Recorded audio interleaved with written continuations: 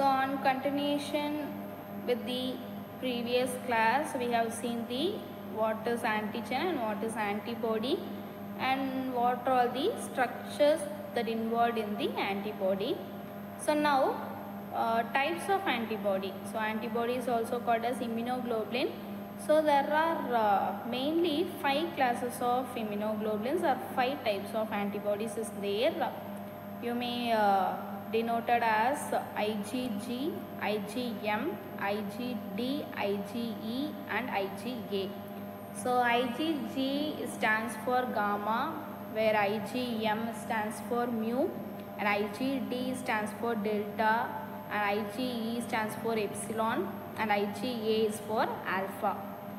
So coming to the subclasses, IgG is of 4 types, that is gamma 1 heavy chain, gamma 2 heavy chain, gamma 3 heavy chain and gamma 4 heavy chain, where IgA having 2 subclasses like IgA 1 alpha 1 heavy chains and IgA 2 is alpha 2 heavy chain. So these 2 antibodies mainly having the subclasses rather than these 3.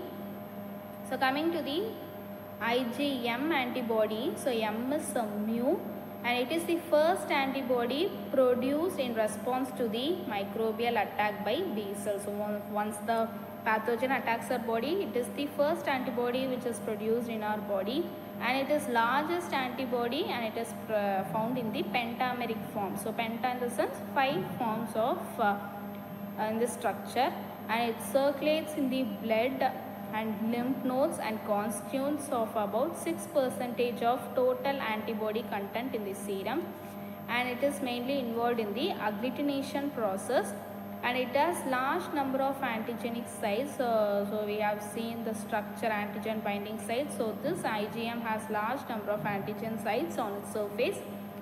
Therein it facilitates the effective activation of the immune system.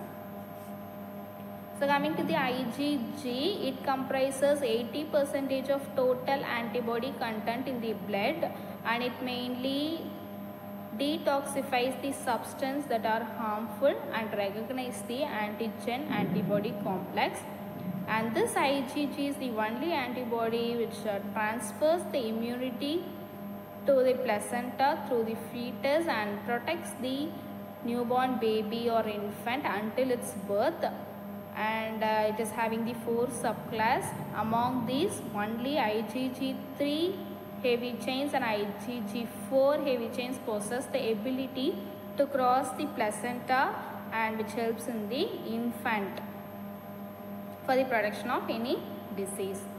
And it facilitates the process of phagocytosis, and it provides the immunity to the developing fetus, and it is also neutralizes the toxin and it detoxifies the toxins and pathogens.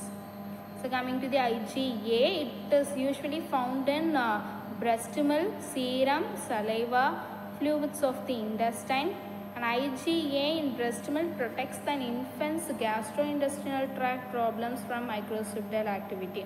So as I said before, our body has the normal flora in all over part of the body, our skin, and in some of the microorganisms also act in the gastrointestinal tract for the production, and this IgA mainly protects the infant GI tract, and it constitutes about 30% of total antibody content, and it is also having the subclass of IgA 1 and 2.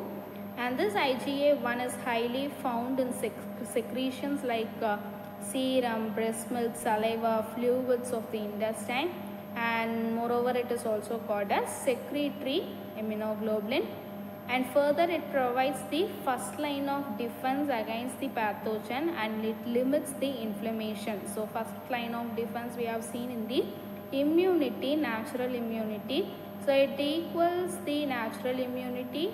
So natural immunities mainly occurs in the breast milk, serum, saliva and fluids of the intestine, and it is also limits the inflammation. So if any inflammations occurs in our body, like any of the leg inflammation or eye or hand, so this IgA will comes and it produces the immunity to the infants and it protects against the any inflammation.